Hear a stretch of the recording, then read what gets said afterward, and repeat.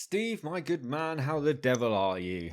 I'm good, buddy. How are you? I'm wonderful, my friend. The sun is shining. Cherie's dry February is over, so the beer has been flowing. And to top it all off, I had a literal cheesecake for breakfast. So I've had a really good day. You know you started the day well when you have a cheesecake for breakfast. I've never had cheesecake for breakfast, but I'm feeling it could be the way forward. You're really missing out, man, because it's one of those things, isn't it? Like, breakfast is the first meal of the day. Set yourself up well and have a treat meal. That's kind of the life advice I'm here to hand out today. I'm going to try it. I'm going to go get a cheesecake, and I'm going to have cheesecake for breakfast at the weekend, though. At the weekend, can't do it on a weekday. That's a bit too crazy. That is a bit crazy, yeah. My breakfast time during the week now is like 5 in the morning. It's like, oh. That's fine. I mean, it doesn't have to be cheesecake, Steve. It could be whatever your favourite dessert is. And actually, cheesecake isn't my favourite dessert, but it was on sale, which is why I bought it. And then, it was nearly out of date, so you had to eat it quickly. So, yeah. Cheesecake on sale, mate. That's a no-brainer. Has to be bought and eaten. Quite I don't know what I get. Oh, I don't know. Probably chocolate gâteau. Chocolate gâteau. Is that your favourite dessert? Chocolate gâteau? Maybe, yeah. We're learning so much about each other, Steve. I don't actually know what my favourite dessert would be. Oh, I really don't. That's something to consider. Yeah, there's so many nice ones out there. Yeah. I like a good sticky toffee pudding, but... That's exactly what I was about to say. That's probably one of my favourites. Actually, there's the place not far from you, Recruiting Sergeant. When you get a sticky toffee pudding from there, it's about the size of your fist. It's great. It's like, yeah, we've been there several times. The portions are huge. The food's good. The beer's really good in there as well. And the prices are pretty reasonable. They are. It's like where we live is a tourist hotspot, isn't it? So the prices are a bit high. Yeah, generally. But yeah, some places you find are pretty damn good, and I was like it. Yeah, quite. Anyway, Steve, we're not here to discuss our favourite desserts or what I had for breakfast. We're here to talk about MotoGP and the news of what's been going on in the world of MotoGP, and then we'll dive into our predictions for the season, Steve. These are one of my favourite shows that we record, where we get to riff on the amazing things that could happen, and we often, always, get it wrong. Always, mate. That's a given. But yeah, I agree. This is one of my favourite shows. We just get to talk whatever we feel like and just go for it. Exactly. And I'll try and stay a little bit more sober than in our last recording, eh? Last week's show was pretty damn good. I enjoyed that. That was very fun. It was a fun one. But I did, by the end of the show, I couldn't even say the name of the show. So it was quite embarrassing when I clicked the publish button, knowing that I was putting that out into the world. It was a long show. It was a good show. I enjoyed it. But yeah, most of as we went on, it was like Tim's fallen asleep. I don't think I ever quite fell asleep, but after we finished recording, it was one of my friend's birthdays, so I jumped onto a Discord chat with a few friends, and we played poker for a little while online, and I carried on drinking for another few hours. And honestly, I don't know how much money I lost. I haven't checked my poker account balance because it's just embarrassing. I think I might have just essentially paid my friends to hang out with me for a few hours. That's a different kind of service, right? Exactly right. So before we admit too much about that service, let's dive into the show, shall we? Let's go for it, mate. Good stuff. So I'm Tim, he's Steve, and this is For the Love of MotoGP.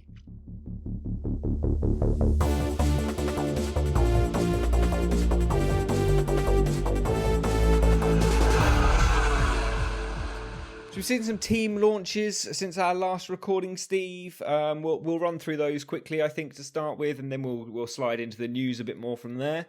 The first one we saw was the Pramac launch. I didn't get to see the whole thing. Okay. I did quite like it. It felt a bit sort of strange because there was a lot of stuff going on. Yes. Different languages being spoken. It felt a bit sort of, whoa, what's happening here? Yes. Again, I like the leathers, but not much change with the bike again. Yeah, I sort of feel the same way. Sort of the same way about it all, really. Like the team launch was... It wasn't a KTM launch, was it? And I'm going to keep talking about it because the launch was great and the liveries are great. But it wasn't the KTM launch. It was a bit long. It was a bit boring, and it was a bit weird because it felt like they were doing a live not performance, but like an in studio, like with an audience. It felt like they were doing it properly, whereas the other teams clearly haven't felt like that because none of them have been doing it like that. No, this did feel like almost like a soap opera. And at the end, where you get the credits flash up, filmed in front of a live studio audience. Yeah, it did. It felt like that. It was, but it was fine. It worked. It was a bit long. It was a bit boring in places. I like the fact that everyone spoke their own language, though. I think that made it flow much better. Like you say, it was a bit weird to start with because you're like, God, I know I'm reading subtitles, but I'm listening to them speak Italian, Spanish, and French, and I'm a bit confused, even though it's all the words are there. But I actually preferred that. It was less awkward than the weird Yamaha one where they were all forcefully speaking English, and it felt very forced and fake. It did make me feel very dumb. My simple lack of English, and then everyone's like rattling on in different languages and could clearly quite happily understand each other. Yeah. And there's me with my very subtle, useless English, not being able to even comprehend the slight word they're saying. Steve, you can speak Norfolk better than most people in the country, mate. Yeah, being born and bred does have its advantages. I do try and embrace the Essex roots. You know? I do like them spray tans, I do. Oh God, that was a weird statement. That confused me a lot then. I think I'd quite enjoy it if you got a spray tan. I've had a spray tan before. You haven't. I have. That's my favourite thing. In a booth, very awkward. Oh, that's great. When was this? Years and years ago. Oh. At the time, I did not want it. I remember really didn't want it, and I got a little bit sort of pushed into it because I was pasty white, as many Brits are. You know. Do you have a photo of this? No, thank God. Oh, that's such a shame. I'd really like to see you with a spray tan, Steve. That would really kill me. No, luckily, showing my age here, it was pre-camera phone. Oh. And I was in my 20s. It's sort of a shame, Steve. I'd really like to see a photo of that. It was not an experience I'll repeat, I must admit. Oh, dearie me. Well, there we go. We do know that if you ever get desperate, Steve, we know you can get a spray tan and you can look sharp just like that if you need to. To be honest with you, when you washed it off, it was like a nice colour. I was like, wow, I've been on holiday without being anywhere, going anywhere. The problem is the tan isn't the best bit of a holiday, is it? It's the actual holiday's the best bit. The tan is just a nice bonus afterwards. That bronzing effect is just lovely. I just, like, years ago, I never used to wear sun cream. I was a bit of a dick. I remember going to Corfu when I was 20 for like a couple of weeks and coming back this weird colour because I got like tanned quite easily. Yeah. My dad had really nice like, olive skin, and I've sort of got that same tanning effect. But then I burnt on top of having a tan and went this weird purple colour. Ooh, yeah, purple's not a good colour to be. No, it was like someone took a picture of me sitting down in a bar and you could see the purple twang. Yeah. That kind of burnt red over brown was like, not a good look. I'd be concerned about that. I think any time a human being is purple, something is not right. Yeah, it obviously wasn't like bright purple. It looked like you just hit the Vimto too hard. Yeah, basically. I kind of always wear sun cream now since that time in Portugal. You saw my sunburn. I came back almost like a lizard, a bright red lizard. That was something special. Epic spray tan. It was like, there was a piece on your back, I remember looking at it, where you clearly burnt, but then it looked like you'd burnt on top of that burn. Yeah. So there was like multi-layers of peeling blister. I was like, oh, Timmy. It was maybe 8 weeks before my skin was anywhere near back to normal. That wasn't good. But that's what you get for being an idiot and just laying on the beach when it's literally 38 degrees without putting sun cream on. Like, I obviously deserved that because I was being an idiot. So, it hurt. But I learnt a valuable lesson, Steve. Always wear sun cream or hide in the shade. Lube up. Oof. when you're on the beach surrounded by hundreds of strangers. I even got told off by a lifeguard on that trip. But we've taken a huge tangent, Steve. So being told off by a Portuguese lifeguard is not important. Depends what they're telling you off for. Swimming. Actually, as it turned out, yeah.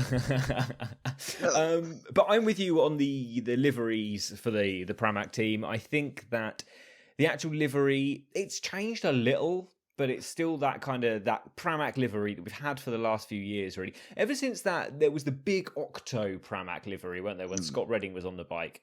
Yeah. Since that, they've kind of been the same kind of standard. It's not the same, but it's the same colours. It's not exciting, but I do think the leathers this year are good. The leathers are very good. On the bike, there's minimalistic changes. It's a lot like Spot the Difference, which a lot of these, especially SRT, have been doing on social media quite a bit. Okay. If you put the two bikes, the Pramac 2021 bike and 2020 next to each other, there's bits that are changed. And you can pick them out. You can see it. But if you just flashed past and looked at both in one go, you really couldn't tell the difference. No, that's fair. I would imagine if I was sitting in the stands at a race and just watching them blast along a straight, I'd be like, it's a Pramac bike. That's all I can tell you. Couldn't tell you which year it was. No, that's it. Yeah. Unless you could actually stop it and have a look at the aero at the front, because that seems to be the only bit that's changing on most bikes, is like the aero. Yeah. That's it. It's all the same. Yep, exactly. And you've just mentioned the Petronas bike there with its Spot the Difference. So let's dive into their team launch. This team launch I really enjoyed. It was actually longer than the Pramac launch, I think. It was, yeah. I love the fact, though, that Razlan Razali, the team boss, was presenting it. It was this kind of... Every other team launch has felt like this, let's get a presenter in, let's do it properly, let's be a bit posh. Petronas were like, Razlan can do it, that's fine. And I think he was good. I really enjoyed that. It felt quite down to earth compared to the others. And it was very obviously a virtual launch. He kept saying it's a virtual launch all the way through it. It was very obvious a virtual launch. He's there with this nice CGI background behind him. None of this, let's put a pit garage and a racetrack bollocks behind him. It was clearly a CGI background and supposed to be that. Nothing else. I agree. Completely agree. It didn't look forced. Like you said, a lot of the others have. Look, this was very down to earth, very natural feel to it. Yes. Especially having Razlan do it, it gave it a real team feel as well. Yeah, Didn't exactly. feel like an award ceremony kind of thing. This felt like a real team effort, which was quite nice. Yeah, that's exactly it. And that's part of what I enjoyed about it. And then it shot back and forth, didn't it? We spoke to a few people. We spoke to Wilco Zeelenberg, got to see the team manager. Spoke to, I can't remember what she was, a marketing director of Petronas or something. I can't remember. But that was a shot in the Petronas towers. You could see like the walkway between the two towers behind her, just for that glitz and glamour look. But it was good. I enjoyed it. And it's strange here because we've criticised the Yamaha launch for all being in English and it being quite weird and forced. Now, this launch was also all in English, yet it felt smooth. It felt like everyone kind of wanted to be there speaking English as opposed to being forced to be there and speak English. Yeah, this did feel far more natural. It felt like everyone was more comfortable just in what they were doing, whereas at others it felt like they were probably told to do it that way. This one felt like everyone involved had made the choice to do it this way. Yeah, certainly. Sorry, mate. I was going off topic there. I was going to say the bit that really tickled me was how when we spoke to the different riders from the different series, he spoke to the Moto3 riders, spoke to the Moto2 riders, spoke to the MotoGP riders, all riding for the Petronas teams.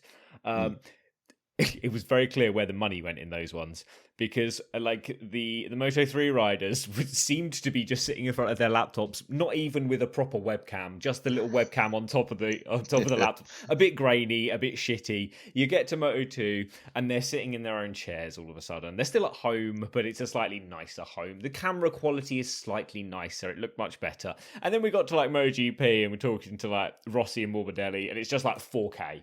Like it really tickled me. You could see where they'd thrown the money for their quick interview snippets. Yeah, I completely agree. It was that really did show. The Moto3 one, I was expecting someone to just like walk in from the background. Yeah, exactly. It's a bit like how you and I record. Like I kind of expected like John McPhee's mum just to come in waving behind him. Little brother going past the background. Exactly. Oh dear, yeah. That would be funny. But the livery on that, what do we think about the Petronas SRT livery, or PSRT as they keep referring to themselves as now? Yes, I don't know. Suddenly drop a P in there. Why not? Well, I mean, it's just to get rid of Petronas, isn't it? So we are the Petronas Sepang racing team, but I quite like PSRT, just very quick and snappy. I'd never heard it before, but they did it a lot in this launch. Yeah, I think it was probably they did it a lot to sort of drum it in. Yeah, Because all of a sudden it's just like, well, we're going to be PSRT. Let's get it out there. Yeah, exactly. Like, this is what we're called now. This is all the branding. This is what's going to be on the hats. Yeah, very much like when we plug our Facebook group that we set up.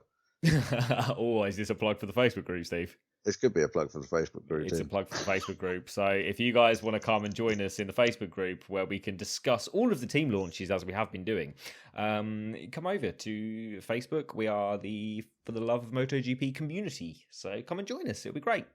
Have a chat, discuss stuff. Exactly. That was a smooth plug, Steve. I enjoyed it. Did you like that one? I did. I thought we were going to drop it in early. Get it in there early. But yes, the livery anyway. What are we thinking about the livery? Again, not much of a change apart from Rossi's additions. Morbidelli side of things, very simple, very much the same. Gone a bit more sort of sheen metallic this year, compared to years previous, which I quite like. I like the way they're sort of evolving it. Then you come across the other side of the garage, and you've got that obvious Rossi influence.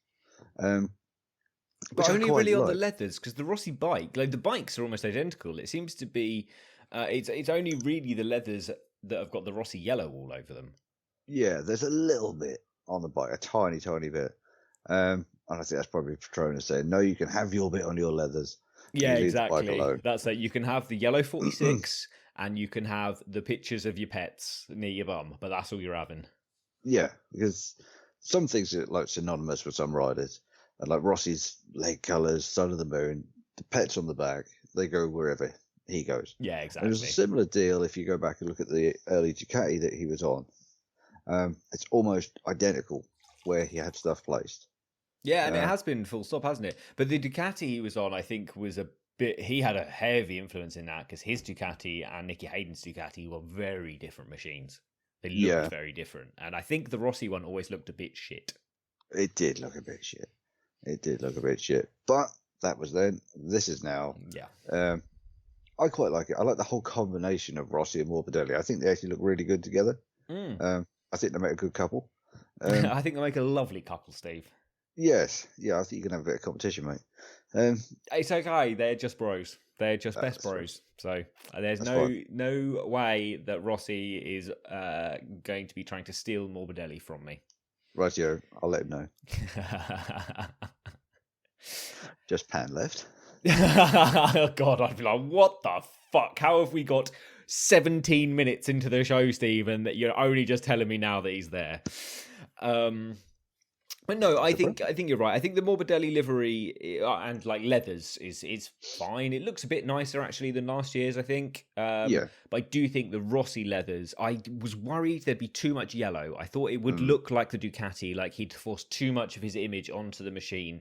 But actually, I think it's good. I think the best bits are his legs. I didn't really think I'd be saying I love Rossi's legs. But with the Petronas team, I do think the boots and the yellow markings on the leathers really work. I think they look really, really good. Yeah, the whole Petronas sort of colour of, I don't know, is it teal? Sort of green? Teal or turquoise or something. Whatever that combination is. And the yellow actually go really well together. I didn't think they would. I thought they would look really, really bad. Yeah, but no, they've pulled it off and it does look nice. Yeah, it does indeed. I do think, though, that the actual livery, like we said, it looks very similar to last year's, pretty much. I still like the first Petronas livery from what would be 2019. I think that was the best. It wasn't the block colour. It was kind of almost metallic. It was nice. I really, really liked that. But, you know, I'm also not Petronas, who's paying a shitload of money to have my branding all over the bike, so I can understand why they want it to be more obvious. I'm a little disappointed with all these teams that haven't made more changes this year. Because, you know, we've seen a lot of change of riders and teams and everything this year. And I thought there'd be a few more stamps sort of placed on these bikes. Just a bit more of a shake-up. You know, with everyone swapping around, like Pole going to HRC, I thought there might be a few tweaks. Rossi going to PSRT. Nice. Got it in there. Much like the Facebook group. Hey. Oh God. I thought we might see a few more little tweaks. Not much, just little tweaks for these people to like signal that there's a change happened and this is how we're going to show it. But obviously, none of them got the LSD out and just stuck to what they know. That's it. I think a lot of it's actually budget. I think the COVID kind of fucked all of the teams, full stop. And although Dorna did help them out, and a lot of the teams have got backing from elsewhere. I guess like Petronas probably still have a shitload of money. Repsol still have a shitload of money. Monster still have a shitload of money. So there's money flowing in. But some of the teams are going to be struggling more. So, why spend a shitload of money on designers and on completely redoing your livery when you can just take bits from last year and just stick them on? Like, I could have probably just got in and just did a quick Photoshop job. Happy days. Paid him a tenner. Done. Yeah, I completely agree. Although, like I say, these massive companies have got plenty of money in the bank. They're not going to spend it willy-nilly in this kind of climate if they don't have to. Yeah, they're going to keep it in the bank for a rainy day, and this is not a rainy day. You can just make minimalistic changes. Everyone's happy. Boom, done. Yeah, that's pretty much it. And I guess it's good for branding as well. Like the Repsol, because we kind of slate Repsol Honda, especially for never changing. Like, oh God, when did that livery change? Maybe when Marc Marquez got on the bike, it got a bit more white and a bit less black.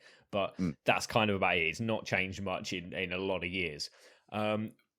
But it would also upset me a little bit if it did change. I sort of slate them, but it's the ultimate branding for it not to change because they're synonymous with one another now. The Repsol colours on that Honda, they're one and the same, and it would be a big shock. It's a very good branding exercise. I think the same in Formula One with the Red Bull car.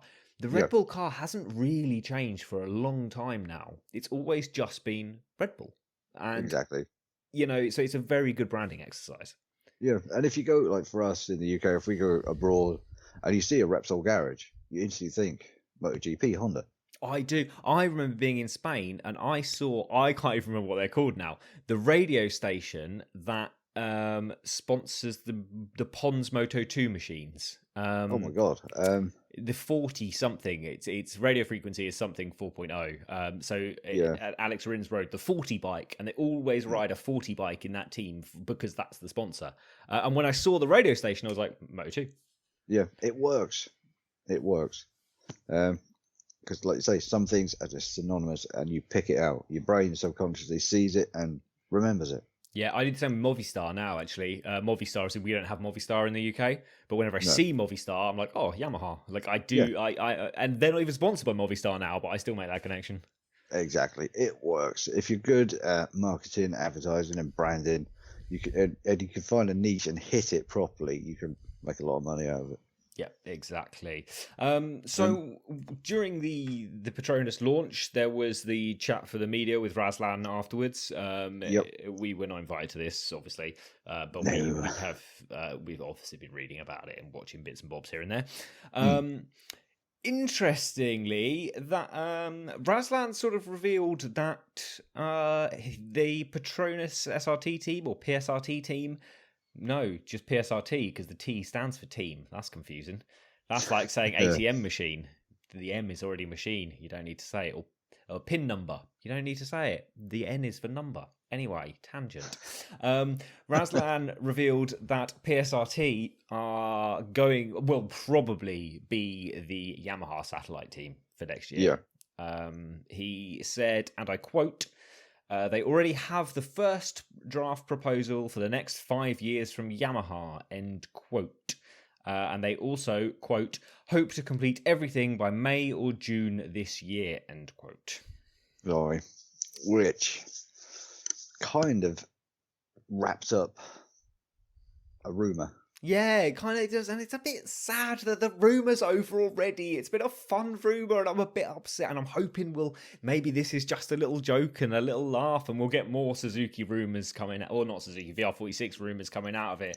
But it certainly does sound like, doesn't it, that could be done now. It's pretty much over. And we were thinking we'd know pretty soon, and May or June really actually aren't that far away now.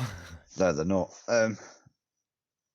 Be nice if June was here. We'd all be out of lockdown, but yeah, well, we can hope, but live in hope. But yeah, it does sound like the Patrang. The Patrang. Ooh, the Petronas Sepang. Mash them together, we get the Patrang team. Patrang team will be staying with Yamaha for the next 5 years, potentially. Yeah. So, yeah, this kind of slams the door on the VR46 effort. It does. So, where do VR46 go from here, Steve? Suzuki. Seems to be, doesn't it? Or do they end up running a full factory or a full third-tier Ducati team? I think it's got to be Suzuki. Oh, I really do. Or it's Aprilia's. Can you imagine if they chucked everything they had at Aprilia? Well, I mean, it's an Italian that would fill team. a niche. That would fill a niche if they're going full bore attack. I can't speak tonight now. Aprilia factory. If they could get a big sponsor in the background like VR46. I've just had a thought, Steve. Oh. Who are Aprilia's big sponsor? Silence. I don't know. It's Sky. It is Sky.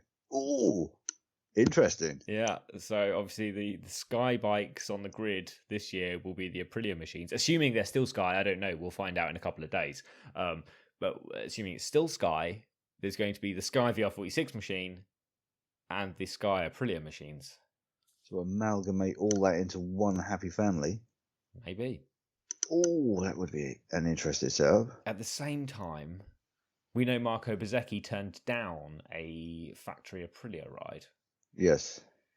And this is something that's going to be in the works for a while. So would he have done that if he just knows he's going to end up on an Aprilia anyway? Unless there was a delay put in place while early negotiations were going on.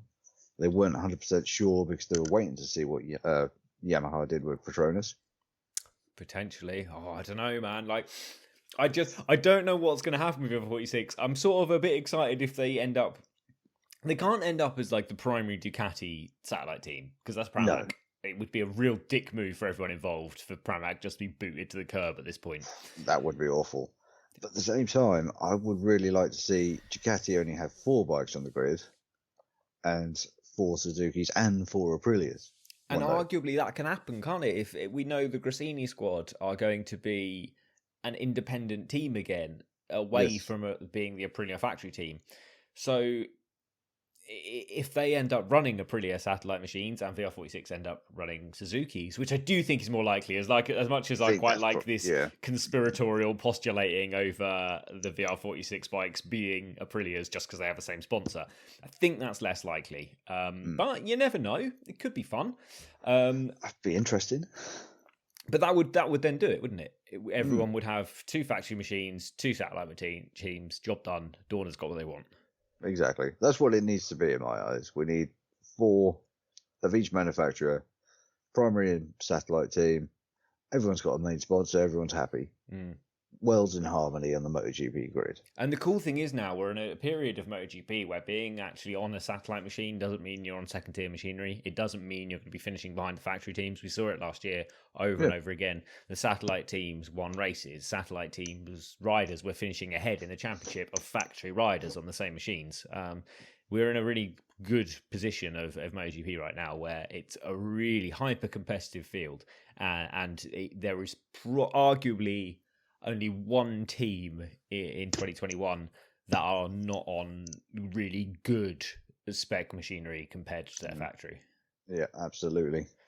Be interesting to see how this plays out. We say this every week. It's going to be interesting to see how this plays out. Yeah. And there's always another twist every week. Like, there's another twist. Yeah, exactly. Okay, let's keep moving on, shall we, Steve?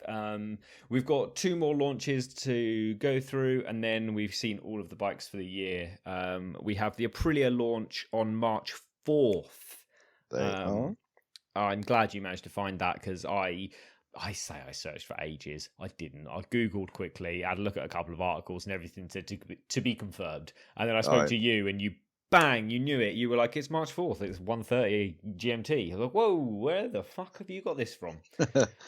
YouTube. Yeah, quite. YouTube told you. So happy days. That's that one. And then 2 days after that is the Suzuki launch on March 6th. That's it. Job done. We know what we've got. Yeah, quite. I did see, actually, I heard a lot of I don't want to throw shade at anyone here, but I heard a lot of professional journalists complaining that team launches were on a Saturday. And they work enough Saturdays during the year, and they don't want to see the team launches on a Saturday because it means they have to work on a Saturday during the off season. And I think that by complaining, and I find this is a bit of a problem with a few journalists anyway, that it's very woe is me. My life is very hard because I get to do this amazing job where I get to follow MotoGP around and report on it and get paid to do it, and it's so difficult. And I'm a bit over that because the teams, in the way I'm kind of viewing it, is the teams are doing this, they're releasing it on a Saturday because none of the fucking fans are at work. Yeah. So the fans can watch. Like, it's sort of a get over yourself and think about the bigger picture here. It's for the fans, it's not for you. It's literally your job. Work on a Saturday if you have to. You get Monday to Thursday off. Yeah. You take away the fans, you take away the money that the fans spend on MotoGP and MotoGP related products. Googling stuff, putting money into the internet by just Googling stuff. Like we do, lots. Yeah. And no, I'm not being funny or anything, guys, but you're reporting on a sport that for 99% of its coverage runs on a weekend. Yeah. Shut up. And I'm sure, to be fair, Steve, there is literally probably very few professional reporters listening to this show at all because they actually have proper reporting to do with their time, not just listening to you and I chat shit. But yeah, it riled me a little bit, and I just wanted to talk about it. I did see some of the same articles that you have, and a lot of me thinks, just shut up. Yeah, it's not a good look, is it? It's not a good look because I think that most fans will read it and think what you and I think is like, what the fuck are you talking about? You've got the job we could all want. Like, we all want the job that you've got. I'd love to be a good enough writer to spend my time solely writing about MotoGP, following it around, having access that they have. I'd love access to like the to Razlan's press conference after the launch. And what I wouldn't give for that. Just to sit there, listen to his words, and then have the time to sit and type it up. Yeah, quite. You know, our lives are completely different. We go to work 5 days a week, and then we still find time to do a podcast. We don't moan about that. No, exactly. And to be fair to them, like, there is a certain amount of skill involved in that writing. Like, it's not that they just fluked into this job. There's a lot of hard work that's involved. There's a lot of skill that's involved in it. But you're also in a very fortunate position to be able to do it. So it's one of those. I don't know. I just think there are certain journalists that kind of just need to maybe think about what they're saying every now and again because it is a turn off for a lot of listeners. But let's just move it on, Steve. Moto E testing started today, Steve. I'll be honest with you, I have not had a chance to catch up on it because I've been digging trees up. So yes, I've been at work, and I also haven't had time to catch up on it yet. I did see some snippets on Instagram earlier. The bike's on track. They look awesome. He put in the notes that Yoni Hernandez is back. Yeah, this kind of surprised me. I was only when I was on MotoGP.com earlier, and I was like, "Whoa, Yoni Hernandez!" I haven't seen him on the MotoGP grid or in the MotoGP paddock since 2014, 2013, somewhere around that time. It was roughly around the Marquez time. Yeah. And he's back. I'm really happy about that. But I did see that Dominic Agata has topped today's test. Okay. So he's come out on top. All the bikes are really good. I always like the Moto E bikes. I enjoy Moto E, and we've spoken about it before, Steve. I think you and I are both convinced that electric vehicles, full stop, are the future of at least everyday vehicles, and I'm pretty sure electric is the future of racing as well. Absolutely, I completely agree. It will. I've had my doubts whether we'll ever see like the hybrid style of bikes becoming the pinnacle, like we've got in Formula One at the minute with the hybrid engines. Yeah, I don't think we will. I don't think a hybrid works in a motorbike. There's just not enough room. No, I think we'll see the development come along for the Moto E, and then one day I think we'll just see this transition where more people, especially the younger people now, because they're going to be brought up with Moto E a little bit more, are going to sort of follow that. It's going to become really popular, and we're going to see the shift. And then it's also people who use. We've got to remember as well that the MotoGP is aiming itself at the emerging markets at the moment. A lot in Asia, where a huge motorcycle market is, and the only people until very recently that I knew that rode electric mopeds or small capacity in inverted commas motorbikes. Electric ones were all in Asia. They'd be in China or in Indonesia. So that's where that market is as well. And that's the market that's exploding at the moment. And that will continue to do so. So that's going to be where the future of vehicles that we will all be riding eventually is. And that's also the future of the fan base. Absolutely. You see on social media all the time, like new excuse me. Motorcycle manufacturers are releasing new electric bike designs all the time. Harley Davidson had just released one of theirs.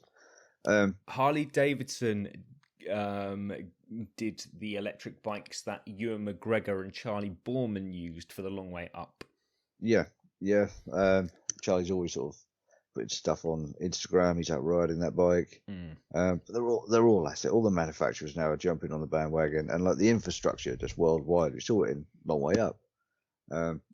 The Harley Davidson and I forget which other company was put in the charging ports all the way up the journey, didn't they, in the first leg? Oh god, yeah, they did. Who was the company? I want to say like OXM or something, but it wasn't. No, something along that line. But anyway, they put the infrastructure in, and that's the bit we need: more infrastructure as things, and that will come. Yeah, it certainly will do. But yeah, every bike manufacturer. I'd like to have a go on an electric bike just to see what it's all about. Yeah, I would really like to have a go. It's that kind of the instant torque, isn't it? Like there's no torque curve. It's just on or off the switch. Yeah. There's no revs. It's just go stop. Yeah, but for an oldish petrol head like myself, it's a bit of a taboo as well. It really is a taboo, and I'm sure there'll be people listening to this that think exactly the same. They're like, no, electric motorbikes we don't want. Yeah, it's almost like I'm cheating on Bert. I should clarify, Bert is my motorbike. Not the weird nickname you've got for Sarah. No. Bert is my motorbike. Bert the BSO. Was it Energica? It could have been Energica, actually. Yeah, I think it was. Yeah. Did some great work in South America, didn't they? Put in loads and loads of charge points. So they had somewhere to charge the bikes. Yeah, exactly. Yeah, it is the future. There's a long way to go yet before it's mainstream, but it's coming. Yeah, it's certainly coming, and it sort of has to come. Or sadly, our days are very, very numbered. How many Teslas do you see out now? A lot, actually. Yeah, there's a lot of Teslas kicking about. Teslas help that they're a status symbol as well, though, don't they? Like, as Tesla is a sign of wealth in the same way as any kind of high-end car is. But I'm sort of at this point, while I get quite annoyed when I see people flouting their wealth around, I'm also quite happy to see people flouting their wealth around if it's in an eco-friendly way. So I can get behind that. Yeah, I quite like it. I do. There's someone in town who's got one of the Tesla 4x4s, SUVs, whatever you want to call it. Yeah. And the thing looks nuts. I'm not into the futuristic kind of looking cars, but this thing looks crazy. I like it. Yeah, well, there's at least 4 or 5 Teslas on the industrial estate in town. Yeah, you see them there in the day. But this is Bike Steve and not cars, so let's keep moving, shall we? Mika Caglio, obviously the KTM test rider, has broken his leg in an ice road racing crash in Finland. Have you seen this crash? Yes. To start with, it looks really tame as he literally stayed on the bike. It's only when he got off the bike after it came to a complete standstill and he stepped off it that he looked like he was in pain. Yeah, I saw the first thing you see is like the picture of the X-ray, and you can see the brake, and then it shows the clip, and I was like, well, what did he do? Yeah, it's a weird one, isn't it? Yeah, no idea how he did that, but yeah, hope he gets better soon. Yeah, man. Well, like I guess for anyone who hasn't seen it, it's on his Instagram, so you can see it. And it's not one of the. I'm not someone that's going to go and tell you to go and watch a terrible crash where someone really gets hurt, because I am, like I think most of us are, especially if you ride a motorcycle, very, very turned off by big crashes. Like these crashes are scary, scary things. But this isn't really even a crash, is it? He's blasting along on the ice. It's a weird one. and he kind of misjudges it. The back slips slightly, and then rather than make it around the corner, he jumps up the ice bank, and then he's in the snow a little bit. And then he stops, and he's still upright, and he gets off and almost collapses in pain. So I can only assume when he hits the snowbank, the force that is then forced up through his foot pegs and up through his legs just was enough to break his tib and fib. But it looked painful. Like when he got off, he looked like he was in some serious pain. It did look bloody nasty. I mean, I saw him come to a stop, and I was like, "He looks all right." My first thought was when he was riding along, I thought the bike fell on him. That's sort of what I assumed was going to happen. But then I was like, but if he's posted this on his Instagram, it's not going to be a terrifying crash, is it? It's not going to be horrific. And then he gets off, and you can see he's in pain. It's like, oh. I think it was what's the is it percussive shock, which is like the impact fracture? Where you get such force. That would make sense, but I've got no idea. I know it's percussive shock. Like if you want to hit a bolt and loosen it, you give it a good smack, and I think that's percussive shock. And I think that's the same sort of terminology used for an impact fracture on the bottom, like anything. Okay. I think. Don't quote me. I'm no doctor. We'll go with it, Steve. You sound like you know what you're talking about. That is the important thing here. I'll find out tomorrow. I'll go whack someone with something at work. Like, is that percussive shock? Bam! That's it. He's in pain. Medic! But yeah, Mick Caglio is going to be out for about 6 to 8 weeks. He had no official test roll in Qatar coming up, which I guess is pretty lucky, all things considered. I mean, he probably doesn't give a shit at the moment while he's healing. He probably doesn't care what's lucky and what's not. But I guess for KTM, it's quite lucky. Yeah, for them. If he had been at their test ride, it would have been... Yeah, but it does look like he's probably going to miss out some of the private testing that they had sorted in Europe. So I can't imagine it's going to be a big hit for KTM, really. Like Mick Caglio has done a very, very good job for KTM, and he's done a lot of the grunt work in the testing. He will put the miles in, he'll test the parts, he then hands the parts over to Danny Pedrosa, who really does that kind of the fine-tuning. So they will certainly miss him, but I don't think it's going to derail there. It's not like if they'd have gone and lost Danny Pedrosa, I would be a little worried that it might derail their 2021 campaign. But I don't think losing Mick Caglio for a couple of months is going to derail the campaign. It could do, but I don't think it's likely. No, not when you got like Pedrosa's caliber in there. If, like you say, if it wasn't Pedrosa and it was not such an accomplished rider who spent so much time in MotoGP and knows what's required, then yeah, that probably would have had ramifications on what happens in the future. But you've got probably arguably the runner-up for God knows how many years, the person who should have won it multiple times but never did. You know, he knows what he's doing. Yeah, exactly. And arguably, if they need someone to fulfill that kind of the mule role, to be able to ride fast, really fast, but just test parts reliability, see which parts feel okay and don't feel okay, Bradley Smith seems to be free at the moment. So, you know, maybe there's they'll go down that path, get Bradley back on board. Or if you get really stuck, we're available. I can stay upright, so that's good. I'd certainly be able to test like the integrity of the seat with my arse nipping up on it. Have you ever ridden with a race shifter before, Steve? No. No, me neither. I think I'd probably crash pretty quick. I'd get confused as to what's up and what's down in the gearbox. Mate, I rode old bikes. I'd be dabbing the back brake all the time. Yeah, that's fair. My gears are swapped. Yeah, that's a good point. I kind of forgot about that. So you're even further removed from a race shifter. If I flick it with my left foot, I'm braking. So I actually started watching some ice racing after hearing about Mick Caglio, because I'd never really watched it before, and it's sort of everything I expected. Big spiked tires, and I sort of expected it to be a lot like Speedway, where it's just one circle, because I've seen like ice Speedway before, but it wasn't. It was like a proper track, but it's like they've got the flat track riding style, but just on ice. Yeah, I've watched a little bit of it, like snippets here and there, and it is like a proper track. And yeah. I would not want to give it a go. And I would not want to get a punt off one of those tyres with all those spikes in it. No, certainly not, man. And like, they're riding close, and they are riding close. When they're doing their overtake stuff, they're not MotoGP close, but it's also not like motocross. Like, they are getting close. Like, there's certainly some rubbing involved. Yeah, you wouldn't want to take a hit off that front tyre if you're going around a corner. You wouldn't want to take a hit full stop from any of them. It's like, and even when you slap the ice, it's going to hurt. I guess the only thing is when you come off and hit the ice and the snow, at least you slide. You're going to dissipate a lot of that force with the slide. It's not an instant whack like on motocross. You're not just going to hit mud and stop. You're going to slide. So there's a probably actually less chance for injury doing ice road racing than there is doing standard road racing and motocross and stuff. This is probably true. You're bloody cold by the time you come to a standstill, though, wouldn't you?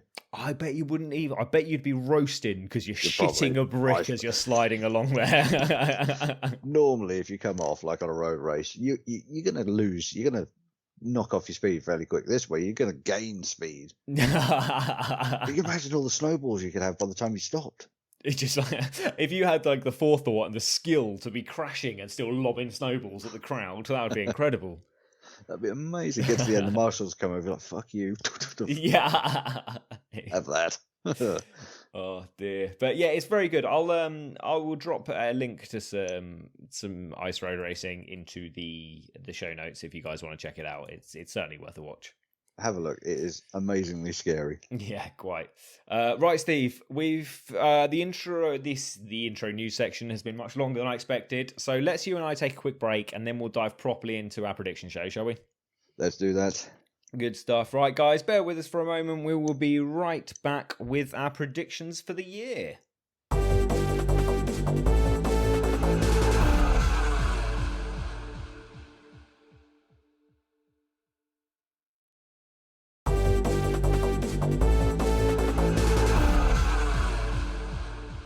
Thank you very much for bearing with us there, guys. We're back. I got a new fresh can of Coke to go with the port that is currently finding its way very quickly down my throat. And Steve urinated, so life is good. It's all good, and I topped up my juice. There we are, hardcore. Not with the urine, I assume. No, didn't make that mistake again. Oh, again. Oh. Right. No, I don't do that. Got all Bear Grylls again. You'll be peeing in a snake skin and just carrying it everywhere with you next. Oh, Jesus, no. Right, anyway, before Steve starts admitting strange urination habits of his, let's dive into the show. I think, Steve, before we dive into this year's predictions, I was looking over last year, and it just, once again, after I kind of read the basic facts, I realised last year was fucking bonkers. And I just want to go over it again. Yeah, I read when you sent me the notes earlier on. I've read this bit, and I was just like, Jesus, that is a lot of statistics and a lot of nuts statistics in there as well. Exactly, that juice is really hitting you hard, man. Some things I cannot pronounce sometimes. And juice, actually, that's quite hard, isn't it? Statistics it's getting to me. I'm a third of a bottle of port in, so that's fine. Anyway, let's go for it, man. So we had 9 different winners across the year. 5 of those were first-time winners. 1 of them was a rookie. Satellite teams scored 8 wins. 6 of those were for the PSRT, and 2 were for the Tech 3 Yamaha. No, they're not Tech 3 Yamaha anymore, are they? Hey, the Tech 3 KTM squad. Yamaha factory squad only scored a single win. Repsol Honda, and actually Honda as a whole, didn't score a single win. The Ducati as a whole scored 2 wins, 1 each for their factory riders. Suzuki only scored 2 wins. And the KTM factory scored 1, giving KTM 3 wins in total. It's just a weird year, man. That's almost like a complete normality reversal. Yeah, and we'll continue through this. There was 15 different riders on the podium. Ducati won the Constructors' Crown for the first time since 2007. Suzuki crowned a Riders' Champion for the first time since Kenny Roberts Jr. in the year 2000. Johan Mir won the title, only winning 1 race. It was a mental year, Steve. It was awesome, mate. But it leads me on to a little worry. Mm-hmm. Anything less this year is going to seem sedate. Well, will it? Because do you remember 2016? We had 9 different winners. We had a lot of podium, standers. A lot of podium winners. I don't know. What do you call that? A lot of people stood on the podium in 2016. But the year was kind of dominated by Marc Marquez. And yet we all kind of look back on it like, oh, the year with 9 winners. Wow, 2016. So I don't know. I think this year probably won't be quite as exciting as the stats I've just reeled off. But actually, there's a real chance it could be as good. It could be as exciting. I think we're in for a hell of a year. I really do. There's a lot of things have happened in the off season which are in people's sort of to watch lists. There's a lot of things people are going to be keeping an eye on because they want to see. You know, the whole Marquez debacle, is he coming back? Just bits. There's whole little bits. Rossi at Petronas, what's he going to do? Pole at Honda, what's he going to do? Everyone's going to be keeping their eyes in different places. Yeah, and that's become very evident, actually. We've been chatting to people, and this one isn't even a plug, Steve, but we've been chatting to people in the Facebook group, and people are quite excited about different things, like you say. Yeah. People are excited to see whether Pole does well. People are excited to see how Valentino Rossi does on a satellite machine. Like, there's a lot of things people are looking forward to. The Jack Miller, Pecco Bagnaia combo, brand new guys in the big red team riding the Ducatis. Like, there's a lot to look forward to, and people are looking forward to very different things. I think it's an exciting year for a lot of people for a lot of reasons. Yeah, I completely agree. There's so much going on this year, more so than we've had in some years previous. There's so much to look forward to, and it's MotoGP. Even if it's bad, it's still bloody awesome. And we'll still be talking about it, and we can fill 2-hour shows easily. It's always good. It's never bad. And whatever happens, we will still be here watching it week in, week out with the same enthusiasm as a 7-year-old kid on Christmas Eve. That's fair. Has there ever been a time where you've watched MotoGP and gone, fuck, this is a boring year? No. No, that's fair, because even the years where the championship has been boring, and there's been a number of those in the last 5 years, there's been a number of years where the championship is pretty boring. But race by race, weekend by weekend, is exciting. And arguably, there's been times where it's the other way, where race by race it's been pretty dull. But the championship has been exciting. Exactly. Let's look at Marquez's dominating year, where he won just absolutely everything, and run away with every race at the front. We didn't see him. 2019. Yeah, we didn't see him because the camera then pans back and the race direction shows you the action happening elsewhere, which is still good. Yeah. You get the odd flick to Marquez at the front. Oh, yeah, he's still there. Leave him alone. Watch these guys. So the race in there is still really good. If we were to just watch one guy circulating around a track, it'd be pretty damn dull. I don't know if that's true, because you've got to also think of like the years, say 2012, when Lorenzo dominated. No, because that's a bit different, because he was really fighting with Pedrosa. But in those races where Lorenzo does dominate, there's also something quite mystical about watching Lorenzo, like that silky smooth riding style. There was something, even when he was crushing it and he was 10 seconds in front of everyone, it was still fantastic to watch. Yeah, I do agree. You could sit and watch that style of racing all day long. There's no one that can make shapes like Marquez. Yeah, exactly. That's another really the polar opposite actually of what I was just describing. But yeah, like Lorenzo is taking it in silky smooth, every corner hitting every marker. And then you get Marquez, who's just going like sliding the bike around all over the place, making some crazy shapes, like you say, like doing things on a bike that no living person should be able to do. Even though he's got a 15-second lead over everyone, he still seems to be taking these insane risks. Exactly. But race direction will always think, right, action, what's happening? You know, and they'll always pan to the next group. So they will sort of make that decision for you. You're going to watch this. This is what we're telling you to watch. Yeah. They'll scatter around. If there's a runaway leader, they tend to sort of follow everyone else. And then just flash back to them. So you're always treated to like what they deem is the best of the action. And 99% of the time, they're right. Yeah. We have got options depending on where you're watching in the world. If you're watching on video pass, you can choose your different camera. So you can pick who you're watching, which is pretty damn good. I like that. I'm quite. And you get that cool 360 cam on a few riders. That's a good one. Literally then going for. I got some shots on Taka's bike last year. I think with Jack Miller following him. And it was just incredible. It looks 360 camera wide angle. It looks a bit further away than what it does. Yeah. Or actually is. I bet it would be amazing if you had a VR headset, though. Oh shit, that would be good. Yeah. I think you might have just hit something on the head there, mate. I'll have to get one of those. I wonder, like, not me, but one of the guys that's here has got the PlayStation VR headset. I wonder if I could get that I think you might be able to. with the 360 cam. Oh, God, well, that gives me a fucking project, doesn't it? That would be exciting. Know what you're doing for the next 4 weeks till racing. He's just going to come in and be like, are you watching VR porn? And be like, no, it's MotoGP, I swear.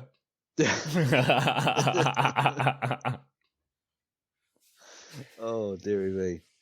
Yeah, whatever happens, it's MotoGP.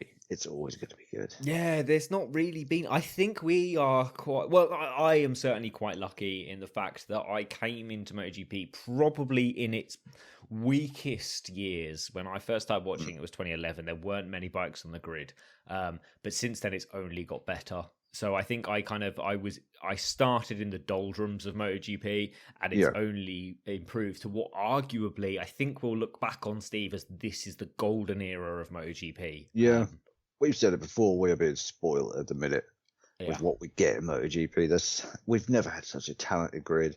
We've never had such close racing. So much to look forward to. You know, there's little battles within battles. And the talent that is going to come through, it's just going to be incredible. Yeah. We are really starting to ride that first crest of this wave where it's just going to be astonishing. Yes, exactly, Steve. You can't be talking about waves anymore either, Steve, because that has pandemic connotations these days. So it does, yeah. So let's not talk about peaks or waves. Let's keep ploughing on, Steve. It's our predictions for the year. What is going to happen this year, Steve? We're going to watch MotoGP. We're going to chat about it. It's going to be fucking fabulous. That's probably the most accurate that these predictions are about to get, Steve. I'm going to throw a prediction at you. You've got the list in front of you as well, so let's work through it like this. I'll throw the first one at you. We'll chat back and forth. One of us will probably disagree with the other. You can throw the second one at me, third at you, fourth at me. You get the drift. I'm all over it. Okay, so I've got the nice one here, Steve. Who's going to be world champion? Morbidelli. Oof! Straight away. No even thinking about it. Morbidelli on a 2-year-old Yamaha. Yeah. Wow, you're not even blinking. You are. That is the face of a man that is confident. I'm impressed. Yeah, I don't know why. I think I do know why. I just believe that with all the improvements he made last year, I think he's been calculated in like his approach to how he's coming to MotoGP. And I think like just having Valentino alongside him, who we know is his good friend, and obviously multi-time world champion. He's got the full backing of the team now. I think they're going to push equally within that team for Morbidelli to be at the forefront whenever they can. I don't think there'll be any team orders, and it will just. I just think it's going to be Morbidelli's year. And I can't argue with a lot of what you've just said, to be fair. I think very quickly, if Rossi came out of the blocks and won 3 out of 4 races and was leading the championship, then I think the team focus would be on him very quickly. And I think he would make sure it was. However, I think probably for the first time in Valentino Rossi's career, if his teammate comes out of the blocks and wins 3 out of 4, he will be 100% backing his teammate. I think he would 100% back Franco Morbidelli. My only issue with that is I'm still not sure, even though we discussed earlier in this show about how we're in this era where satellite teams or independent teams can be as potent as the factory squad. And we saw that, like, to be fair, last year with Yamaha winning 7 races out of the 14, and 6 of those race wins were from the Petronas Sepang racing team. Right. But I'm not convinced that just because it happens within a factory, within one team, just because it happens within Yamaha, for example, I'm not convinced the independent Yamaha team can go and beat all of the other factory teams. I'm sort of erring on, if Marc Marquez isn't back for round 1, I think Rins might be champion this year. I think Rins got the kick up the arse he needed to stop fucking crashing when Mir went and won the championship. And I think now Rins will go, whoa, consistency. If Marquez isn't here, he doesn't have to be do or die. It's just got to be stay in the top 4 every single race. And I think Rins is more than capable of that. Yeah, I completely agree. I would honestly say I'm going to keep with my prediction of Morbidelli, but I think Rins will be the only real fly in the ointment. I think everything else will align. Marquez might not be back. Pole's on a new bike. Vinales never going to be champion. Quartararo moving up to the factory team. We saw what happened with him last year, and I think it's going to be a repeat performance. I think it really only boils down to 2 riders. Or 3, because Mir is certainly in the conversation. Oh, yeah. Definitely. And I think Miller is probably in the conversation. I think they're all about... They're all... This is the trouble. They're all across the board. There's so many that are in with a shout. It's funny, without the Marc Marquez figure that's clearly the favourite, all of a sudden we're like, you could make an argument probably for 8 guys to be winning the championship. Easy. But I think over the course of the season, I think looking at previous results and what's happened this year with movers and moving teams, little bits, I think there's just combinations of little things that are going to lead to a few mistakes and a few bad results for a few riders. And I think ultimately, the ones that have been on the machine the longest, got to grips with it and made the most improvements over the last few years are going to be the ones that really have the base plate this year. Yeah, that makes a lot of sense, to be fair. Obviously, if Marc Marquez comes back in round 1, I think that puts a fly in the ointment, because I think Marquez could come back, compete. Say we have a 19-race championship this year. I think Marc Marquez could come back and spend 6 rounds to get up to speed, maybe 8 rounds to get up to full fitness and speed, and still win the title on the back of 10 good rounds. Exactly. Yeah, I think, and if he comes back, say he comes back round 1, he is just going to put the fear of God into everyone else. We said it last podcast. Yeah, he's going to walk onto the track, helmet bag in hand, and everyone else is going to go, for fuck's sake. Because they don't know. He's an unknown element now of what he's going to be like. And it's that unknown, it's fear of the unknown. Is he going to come out? Is he going to be the old Marquez? Is he going to be the bull in the china shop wanting to prove himself? Or is he going to be this relaxed, progressive Marquez who's going to build up? And there's going to be guys that have never really raced against Marquez before. Obviously, Brad Binder hasn't properly raced against Marquez before. No. You could say that although Oliveira raced an entire year against him, they were at very different ends of the grid last year.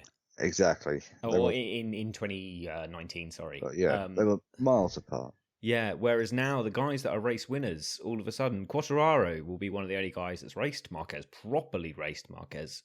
Exactly. And obviously there's the Vinales there. There is a few guys that have. But yeah, it's going to be, Marquez is the fly in the ointment. And I think if Marquez comes back, and if Marquez is back in round 1,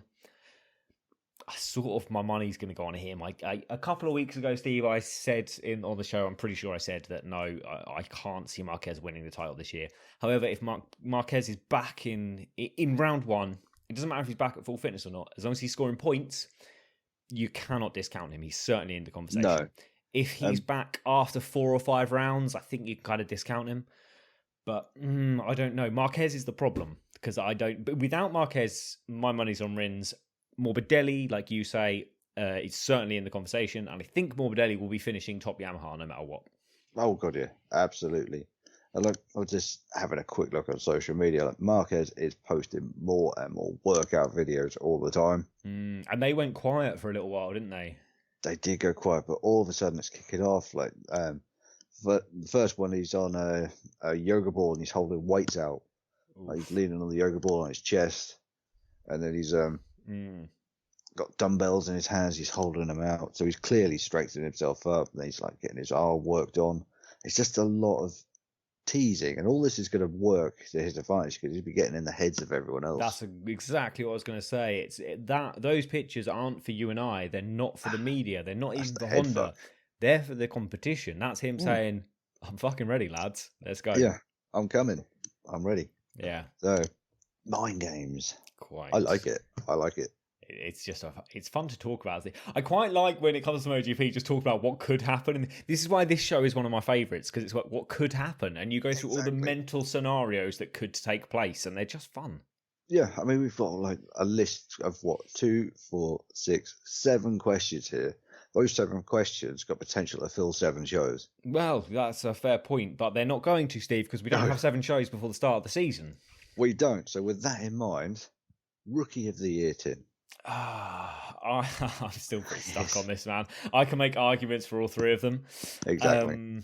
But we're talking about Jorge Martin, we're talking about Enea Bastianini, and we're talking about Luca Marini. There are three rookies. Oof. One name, Tough. Steve. I know these. I've been thinking about these questions for a long time and haven't been able to come up with answers. And even now, you've put it to me, and I'm still just chatting shit, trying to think of an answer. I'm trying to buy myself time. So I'm gonna have to put my money down on Luca Marini. I'm going to do it because Luca Marini has got the support base of people who have ridden the Ducati. He's got the support base of VR46. He's got Pecco Bagnaia, who rode that exact bike last year, who he trains with all of the time. So I think it's probably going to be Luca Marini, or is it going to be Enea Bastianini? Fuck.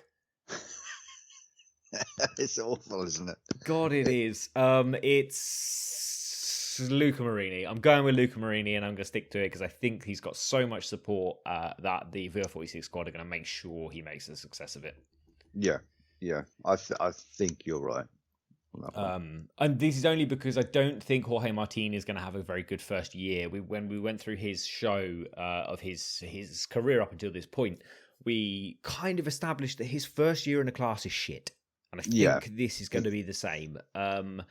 He does have that trait where the first year is a very much a learning curve.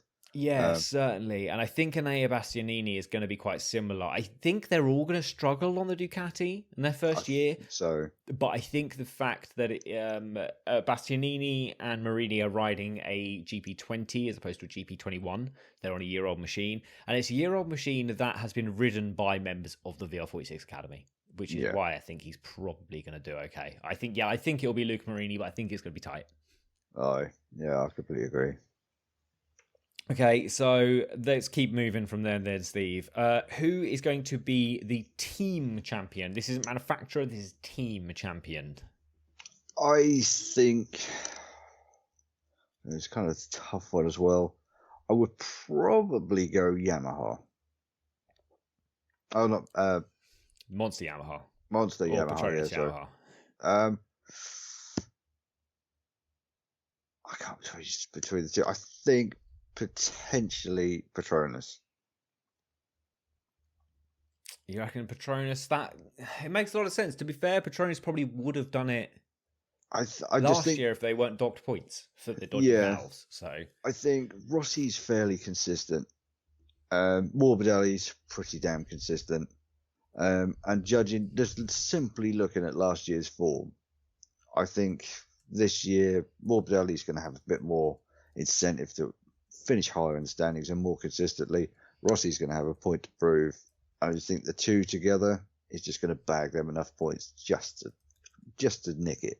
Yeah, that's a fair point. I'm a little undecided. I wouldn't be surprised if it was Suzuki though. I can see Suzuki being a very consistent pairing this year again. So for the team championship, I can kind of... Suzuki also really depends on what effect not having Davide Brivio has on the team. That is a really, really hard one. Yeah.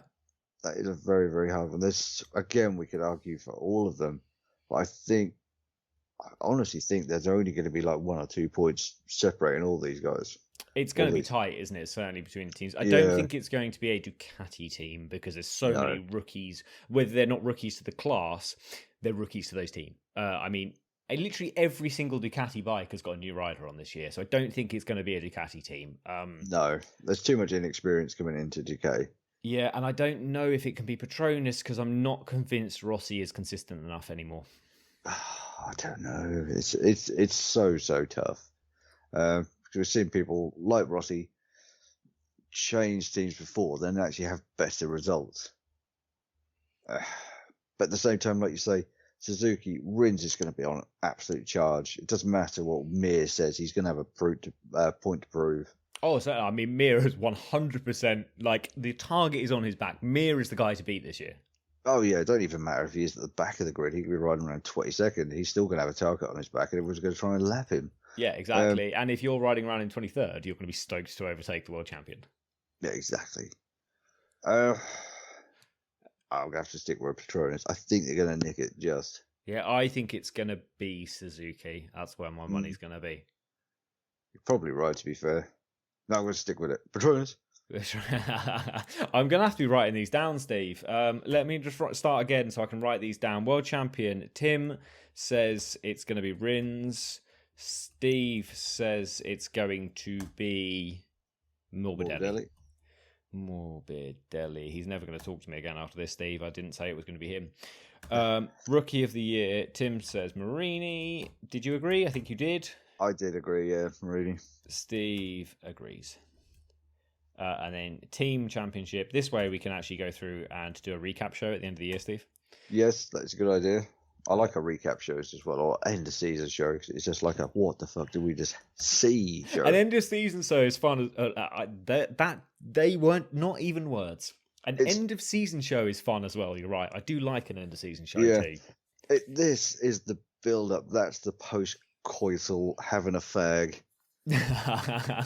You're right. This is the foreplay. Yeah, and you're right. The post-season show is the just chilling in your own little, like, oh my God, I feel a bit zen and I'm a bit confused as to why things feel this great. But you're right. You're sitting, chilling, having a cigarette, maybe a beer if you're lucky. I will definitely have a beer at the end of the season. I thought you meant a post-coital beer then. I was like, whoa, this is taking a turn. Where are we, Steve? That was that. That's team championships. I've said Suzuki. You've said Petronas. Yes. So, next question to you, my man. Independent Teams Championship. Oh, okay. Independent Team Champions. So, okay, I meant to put an extra one in here because I wanted a rider and team championship for this. So, my independent rider is Morbidelli. Yes. My independent team is actually going to be Petronas. Mm-hmm. Completely agree on both. Okay, happy days. That's easy enough then. We don't need to worry about any more conversation on that because I think we kind of covered it in the last 3 points.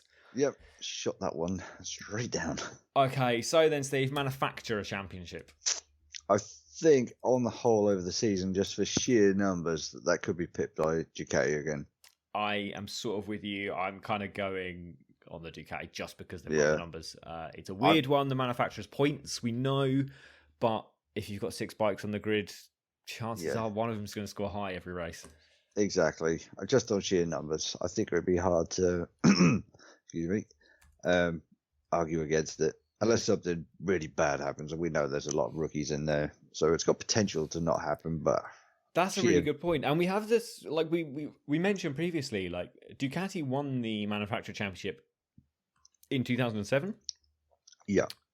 And then they didn't win it again until this year. And they've had more bikes on the grid than everyone else for quite a long time, actually. So maybe it's not as likely as we think. But my money is on Ducati, but I'm already questioning myself. I think it will be Ducati just because the amount of improvement they've made just as a team on the whole since 2007. You know, they've come a long way. Mm-hmm. What they can offer a rider, even a rookie, is so much more appealing now. And you've got even straight out of the box, that bike's got the ability to do so much more than what it ever has done before. And even a 1-year-old Ducati isn't really like it would have been 5 years ago. It's not the if you were to be told, oh, you've got a 1-year-old Ducati just for this year, you'd still be like, oh, I can probably get points. I mean, I maybe could get a podium on this. Yeah, exactly. So it's not as bleak as what it has been in the past. Certainly. Ducati. Yes, all right. We're both sticking with Ducati, Steve. Let's go with that one. So that brings us then on to the following one. That is, will Rossi win a race this year, Steve? I was going to engage Jekyll and Hyde mode. Fanboy says yes. Reality says no. So what should we be going with? Are we going with fanboy or are we going with reality? Reality. You're going to go for the no. I'm actually going to go with the fanboy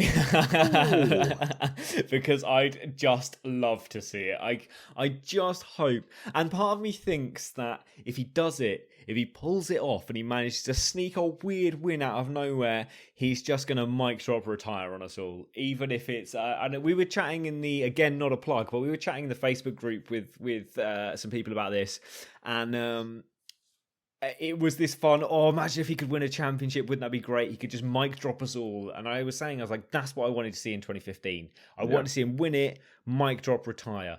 I'd love to see Rossi win a race, go on the podium, celebrate, and then in the post-race press conference, just be like, yeah, I'm retiring this year. Yeah, I've done it. I've done it. That would have been, if he didn't get another podium up until that point, if he could get a win, that would be his 200th podium and his 100 and something win, and just mic drop retire. That would, maybe, how good would it be if he just went, I'm going to retire from literally now, and just walked away forever? The hearts he would break. But would it not be the ultimate ending to the career? I feel like it would secure his legacy forever. It would be worse than when Boyzone broke up. I was just taking a swig and I very nearly spat it out everywhere, Steve. Oh, I thought I'd drop that in there for you. Oh, that was good timing as well. But yeah, you're right. It would be that kind of, but it would be grown men crying. It would. You know, if you're a little kid, your dad's suddenly going to go run upstairs and like be sobbing into his pillow. Are you preparing for what your kids are going to have to witness? Mate, you should see the tissues I've got lined up. That would be a creepy statement if we weren't talking about crying. It would. And what's happening already? Look, I'm already cuddling my toy dinosaur. A Triceratops, actually, as it turns out. It's a Triceratops.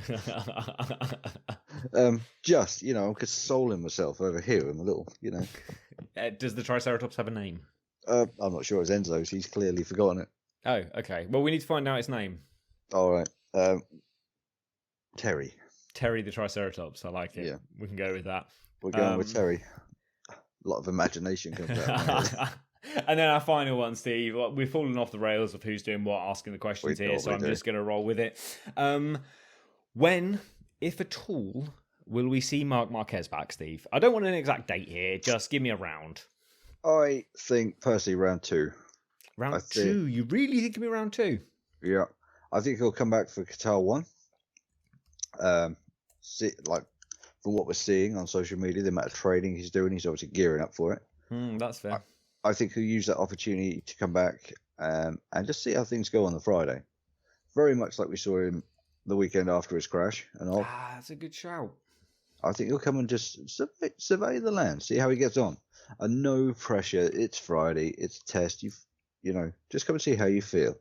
And then if he feels all right, do a few laps at race speed and see how he gets on. And just tentatively work himself in. Yeah, that makes a lot of sense. I like that idea. I'm not convinced it will be round 2, though, because I think if he's going to come back at Qatar, he'll just come back for round 1.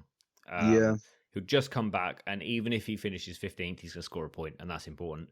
I don't think it'll be round 1 or 2. I don't think it'll be around 3, because that's Portugal, and he's never ridden at Portugal. No. Will it be round 4 in Jerez? I mean, we know he's pretty good around Jerez, but we also know that Fabio Quartararo is very good around Jerez. Arguably, it would depend, wouldn't it? Because I could see him coming back at Sachsenring, which is what, round 1, 2, 3, 4, 5, 6, 7, 8. But that's throwing away the championship by that point, I think. Yeah. But Sachsenring's almost a guaranteed win, so maybe he wants to be fit before Sachsenring. I don't know. I'm going to say round 5. Rightio. Yeah, I'm going round 5 is when he's going to be back. Come on, round 2. Which is round 5 is Le Mans. Yeah. So maybe he'll, maybe he won't. I don't know. I'm going round 5. That's what we're going to stick with. Aye. But after all those questions, what do you think? At home, let us know. Yes, please do let us know, because you've seen what we've been asking here. Who do you think is going to be world champion? Who do you think is going to be rookie of the year? Who do you think is going to be the team champions? Who's going to be the independent team champions? Who's going to be manufacturer champions? Will Rossi win a race? You went a bit Jonathan Wass on us all there. You did go a bit Jonathan Wass. which I think might be a joke that's lost on every listener outside of the UK, actually. I just realised that, actually. That just popped in my head. I was like, for anyone who doesn't know who Jonathan Ross is, Google him, look him up, YouTube him, because he's a British TV... He's just a talk show host with a speech impediment. Yeah. But he's funny as hell. He is quite a funny chap. And when, if at all, will we see Marc Marquez back, guys? Just jump in and let us know. You know where to find us at this point. We'll run through all of those where you can find us at the end of the show. But the best place is the Facebook group. It's the For Love of MotoGP community page. So come join us there, answer the questions. Steve, we are running longer than I expected for today's show, actually. We are, actually. I then looked at the time. I was like, whoa. Yeah, but let's go through the teams and who we think will finish highest in their respective team, shall we? Let's do it. Should be quite a quick one. So, Repsol Honda, Steve. This is the confusing one straight away. Yeah, this one's slightly awkward. This is the if Marc Marquez doesn't return straight away, who finishes higher, Stefan Bradl or Pol Espargaro? Pol. Paul, I think I agree with you, but I think he will get there towards the end of the season. I don't think he's going to be up to speed at the start of the season. However, if Marc Marquez is there, Steve, who finishes on top? Marquez, again, might not be up to speed at the start of the season, but will certainly be by the end of the season. I think both scenarios will be a slow burn and go right down to the wire. Yep, I'm with you completely. LCR Honda, Alex Marquez, Taka Nakagami, who finishes on top here? Taka. Ooh, I'm going Alex, actually. I think Alex Marquez is going to finish on top on this one. I think he already showed last year. He's fast. He scored 2 podiums. Taka scored none. No. But I think that will be the fire that Taka needs. Like his rocket. Yeah, that's a fair point. And maybe that, was it, Aragon. Maybe that Aragon situation where he probably should have won that race. He scored pole, he was fast, and he crashed out. And he has trained extensively to get that out of his system. Maybe that will work, and maybe he will be faster. But I'm quite convinced of Alex Marquez on that Colgate bike. Oh, don't. Monster Yamaha, this is an interesting one, Steve. Who's going to finish on top? Will it be Fabio Quartararo? Will it be Maverick Vinales? Kevin Swans. Yep, I'm straight faced. You're really rolling with the Kevin Schwantz here. It's a tough one, isn't it? This is a real tough one. I've been looking at this for a while, actually. I've scrolled down the page. I've been sort of looking at it. Honestly, I don't know. But I think in my head, I'm going to go Quartararo. Yeah, I'm going Quartararo because although I think he's also a fragile rider, I think on his good days, he's faster than Vinales. I don't think either one of them has more good days than the other, judging by last year. But I think on his good days, Fabio is a little bit faster than Maverick on Maverick's good days. Yeah, I completely agree. Petronas SRT, PSRT, Frankie Morbidelli or Valentino Rossi, Steve? Morbidelli, yeah, I'm with you completely. That was almost a heart versus head scenario there. That was. I was waiting for you to say Rossi. I was like, but Steve, you've already told me that you think Morbidelli is going to win the title. Yeah, that little grunt was fighting back the fanboy. I'm very impressed with the way you pulled it off. Just bash the fucker down, get back in your box. Let's keep going through Ducati. Jack Miller or Pecco Bagnaia? Miller, yep, I'm with you completely. I'm not convinced Pecco Bagnaia is going to finish in the top 10, actually. I think he's going to have a bit of a season. Yeah, I think he's going to have a rough year. I hope he doesn't. I hope he drastically improves on last year, but I don't actually think he's ready for the big red bike. No, I completely agree with you. So that brings us to Pramac Ducati with Johan Zarco and Jorge Martin. I think Zarco is going to finish ahead of Martin. I also would not be surprised if Zarco is the top Ducati. If he's not top Ducati, he will only be second Ducati behind Jack Miller. Absolutely agree. That's easy one. 100%. Yeah, wasn't he? I expected you to say more. I was a bit lost when you didn't actually, when you just agreed. Yeah, I realised that. We better have a sudden pause. Like, shit. No, absolutely. I couldn't. Yeah, my words exactly. Good stuff. Okay, Avintia Ducati / VR46. That gives us Enea Bastianini and Luca Marini, both riding GP20, so year-old Ducatis. I'm with Marini to finish on top here. Yeah, I think it'll be close, but I think it'll be Marini. Yep. Suzuki then. Alex Rins versus Johan Mir. Oh, this season, Rins. Yeah, I think it's going to be Rins. I actually... it's funny because as we've gone through this show, I realised how much I'm not expecting Mir to perform this year. If Mir comes out and just blasts 5 or 6 race wins, part of me wouldn't be surprised. But the other part of me would be blown away that he's done it. Because I expect him to win a race. I expect him to score a lot of podiums. But I don't expect him to be... I don't actually expect him to finish in the top 3. Which is weird, considering he's the champion. Yeah, I think this competition is going to be a lot stiffer this year. It was only his consistency last year that got him where he did, and a lot of that consistency was relying on other people's failure. But arguably, he should have won more than one race. He should have won one of those races at Austria that were red flagged. I don't know. I think he had worse results last year than he deserved. Aye. But yeah, I'm also kind of... I don't know. I can't see him finishing in the top 3. It's a weird one with Mir because he's an amazing rider. We know that. But maybe he'll come out all guns blazing and realise he's not going to try and third place his way to the championship because it's too early in the season. He has to go out and win races. Aye. Rins. Got to be Rins. Yeah, I'm still with Rins though. Even after that spiel, I'm still with Rins. Yeah. It's got to be Rins. We'll go with Rins. Let's do it. Yeah, move on quick before I change my mind. Okay, Aprilia then. We'll end it with Aprilia on these ones. Aleix Spargaro or Lorenzo Savadori, assuming it's going to be Lorenzo Savadori on that bike, which we kind of think it will be at this point. I think it will be. Aleix. Yeah. Just through sheer damn experience, and he's still a damn good rider. Yep, exactly. It can't be anyone but Aleix at this point, I don't think. Steve, that kind of brings us to the end of our prediction show. We are getting there. We're getting there slowly now. Quickly now, actually. We've just got a couple more bits and we're done. Guys, we had a few of you ask via email and via Facebook message and things about if we'll be doing a fantasy league this year. And yes, we will be. We certainly will be. We are hoping, and I've been checking daily to see whether the MotoGP Fantasy League is up and running and ready to go. I mean, I've had emails about it, and I've replied to those emails and not heard anything.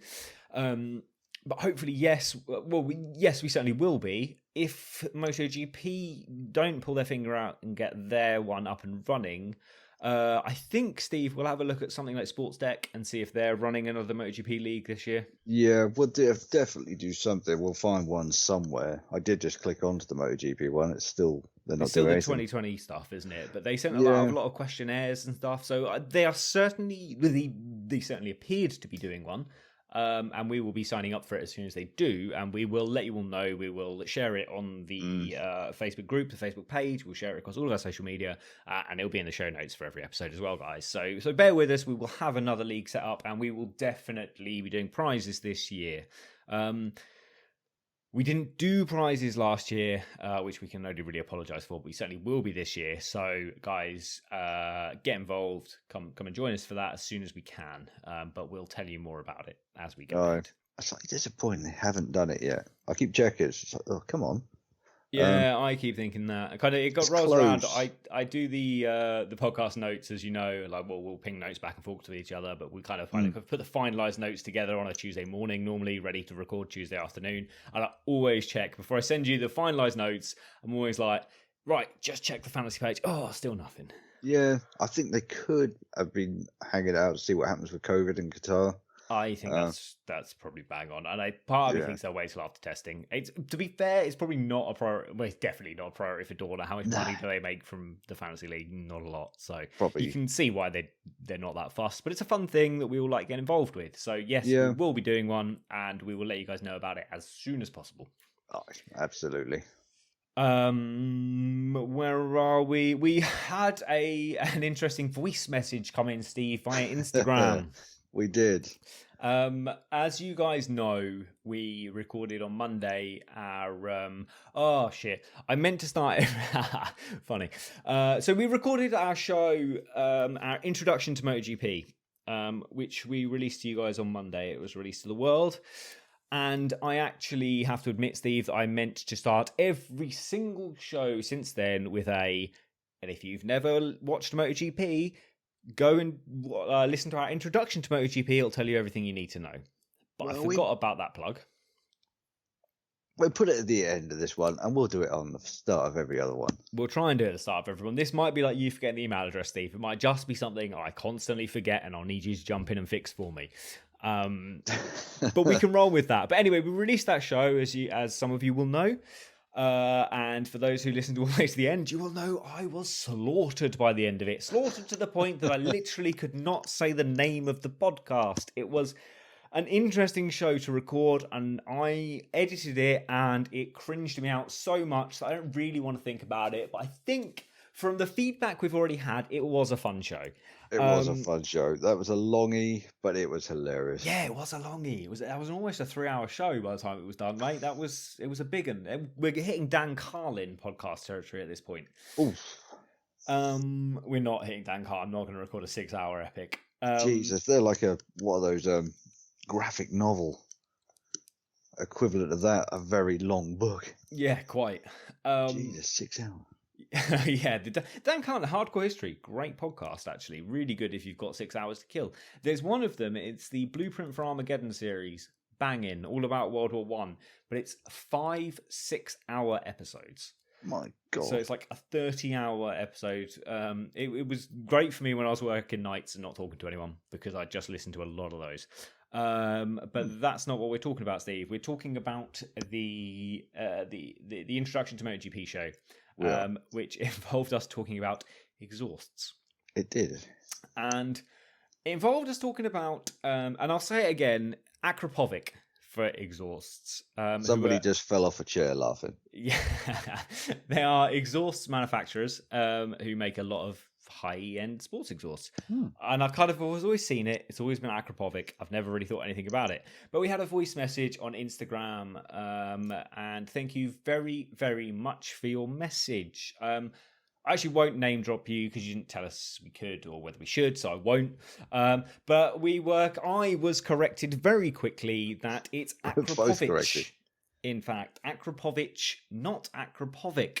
So I made a bit of an error, and I really hope I've said it right this time, because otherwise I'm going to get another message and I'll be told it's wrong again. But to correct myself, because I talk a lot, and part of being able to talk a lot in my own head is being allowed to talk a lot in my own head is the fact that I'm happy to correct myself when I'm wrong.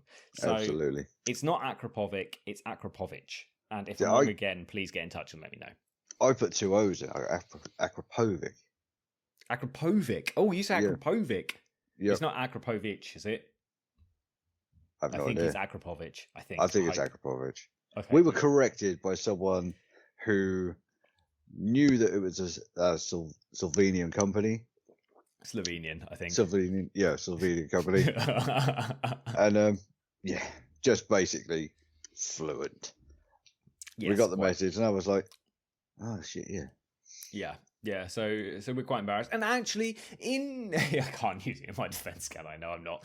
But there is an accent over the C that we don't actually see in English writing because we don't have accents over our letters. However, we also don't know what those accents mean. So when we do see the accents, it's sort of irrelevant, and we just say words as if they weren't there anyway.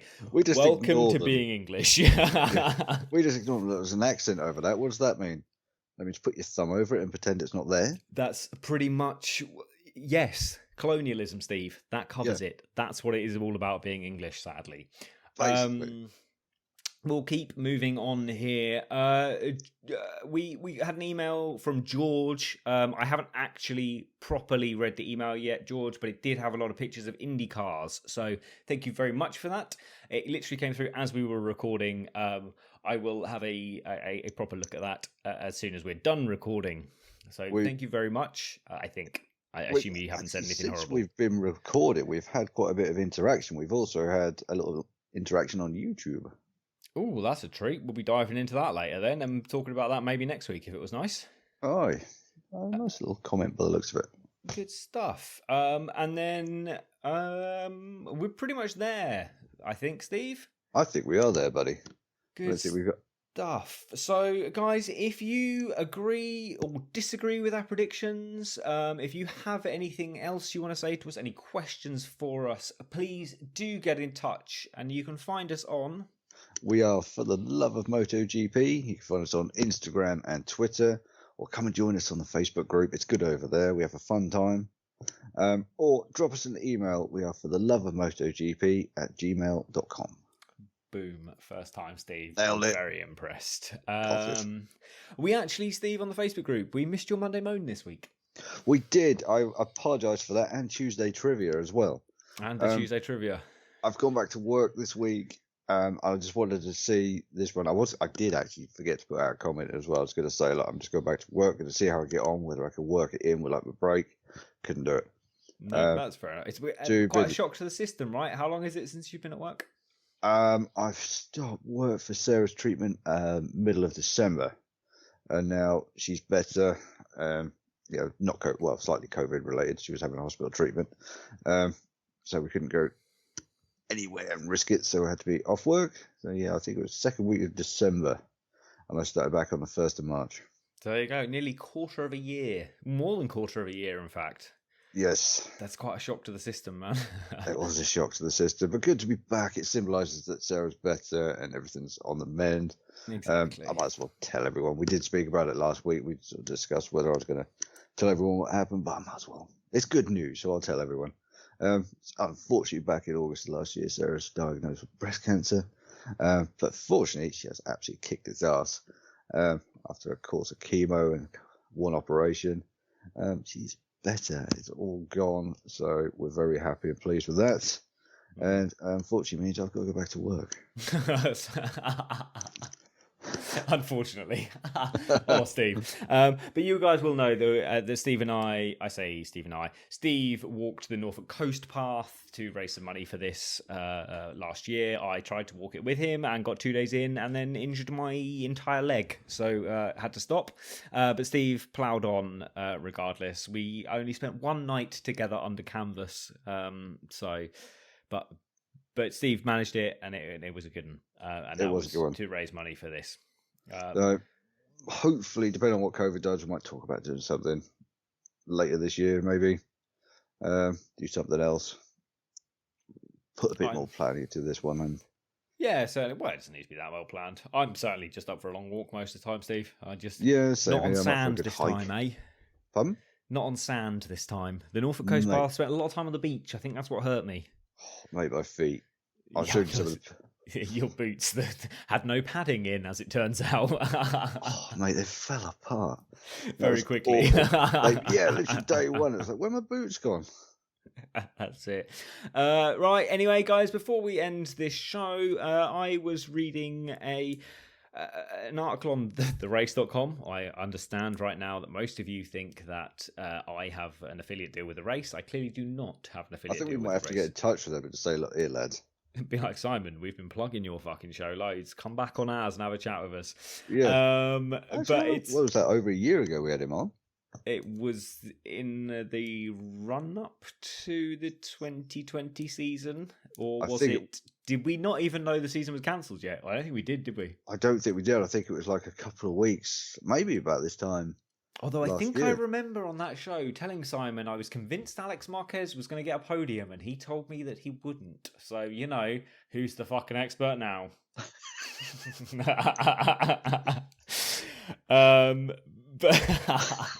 But yes, it was an interesting show about Pramac riders and who has come through the Pramac squad. So I will also link that in the show notes. Very worth a read, I think. That's pretty much us, guys. So remember, guys, come and join our Facebook group. Steve's done all the plug-in, and I'm going to do it one more time. Come and join our Facebook group, have a chat. There's still not many people in there. It's been growing week on week, slowly, a person a day. So there's not a lot. You're not going to come and join a group with 1,000 people. You'll come and join a group of a very select few, but a very select few chatty people. It's been great fun so far. Come and join us, unless you're a dick, and then we don't want you. Just saying. Yeah. Just come along. It's a fun group. Everyone's really friendly. Everyone's really nice. And it's just MotoGP orientated. Or not even that. Generally, people are just chatting. Just motorbikes, actually. Yeah. There's just been a lot of motorbikes chat, which has been good. We've got one chap who's even got an entire corner of his apartment devoted to his motorbike. And that I can get behind. That I can get behind. I mean, Bert has lived in the living room before, which I quite enjoyed. I've seen pictures of Bert in your living room before. I'll post a picture of Bert in my living room. Yeah, into the Facebook group, which you'll have to join to see the picture. Oh, look at that. Look where we went with that. Much. Anyway, Steve, that's enough of our shameless self-promotion now. That'll do us for this week. Guys, thank you very much for listening. It has been wonderful, as always, guys. So remember, in this time that we're living in, stay safe and look after each other. Elbow bumps, fist bumps, no handshakes, guys. Remember, mask it or casket. We'll speak to you next week. Goodbye. Take care, guys. Music is by Andrew Greenwood. Thanks for listening. Goodbye.